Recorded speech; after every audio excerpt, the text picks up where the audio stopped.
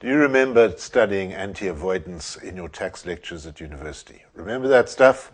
It's every taxpayer's right to arrange their affairs so that they pay the least amount of tax. And if you don't like it, you'll take them to court.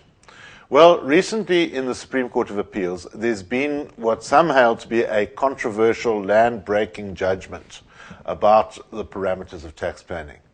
And a lot has been written in the press about CSARS versus NWK. This is what it's all about.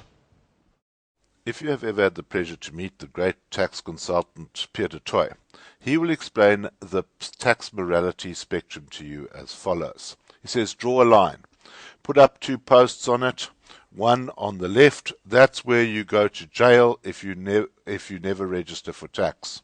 On the right, you will go insolvent if you never claim a tax deduction. And he says, then look at some characters. We'd take Arianassus and we would say, he said there are no rules. He represents the left. And Trevor Manuel reckons that there's a sort of morality in tax. He can represent the right. And we have to find a barrier somewhere between. Where is the happy ground? And we've got Anassus pulling left and Manuel pulling right. Start off with the oldest judgments, which say it is trite law that His Majesty's subjects are free if they can to make their own arrangements, i.e. you can push this thing as far as you like. Now, without delving into that, you must be a fool if you think you can go that far. So you can wipe that old judgment out. Where one really starts off making some progress in the debate is when one looks at what one calls an infraudum legis transaction. Now, this is defined in a principle from a case called Zandberg versus Van Zyl from 1910, i.e. over 100 years ago. And this is where it is identified that the parties to a transaction endeavor to conceal its real character. They call it by a name or give it a shape intended not to express but to disguise its true nature. And when a court is asked to decide any rights under such an agreement, it can only do so by giving effect to what the transaction really is, not what in form it purports to be. And that's where we get the Latin maxim, plus vale quod agitur quam quod simulate concepitur. And this has been accepted by the courts for many, many years. The parties must give an effect to their transaction according to their tenor, and that's accepted in Earth 3183 Ladysmith, Relia, Conhagi, etc., etc., etc. But now in CSARS versus NWK, Lewis wants to go further.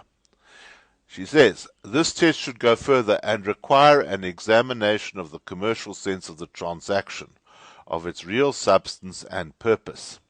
Very importantly now, if the purpose of the transaction is only to achieve an object that allows the evasion of tax or of a preemptory law, then it will be regarded as a simulation. Going even further. And the mere fact that the parties do perform in terms of the contract does not mean that it is not simulated. This is breaking new ground. The charade of performance is generally meant to give credence to the simulation. Now, carrying on further, she even says, in my view, the test to determine simulation cannot simply be whether it is in intention to give effect to a contract in accordance with its terms. Invariably, where parties structure a transaction to achieve an objective other than one ostensibly achieved, they will intend to give effect to their transaction on the terms agreed. If that wasn't shock enough, it goes even further. Previously, we've had cases which give you the principle. The mere fact that the same result can be achieved via a different route does not imply simulation. And that's been put there by cases such as Dardu versus Krugersdorp Municipality and Commissioners of Customs and Excise versus Randall's Brothers and Hudson. Now Lewis J. comes out boxing again. Says, if the purpose of a transaction is only to achieve an object that allows the evasion of tax, then it will be regarded as a simulation. What is Lewis achieving? Lewis is taking the box with infraudum legis transactions and taking it further away from Anassus and bringing it towards Trevor Manuel, saying you've got to go further, we're going to look into this in more detail. Some say that this goes as far as the substance over form debate, i.e.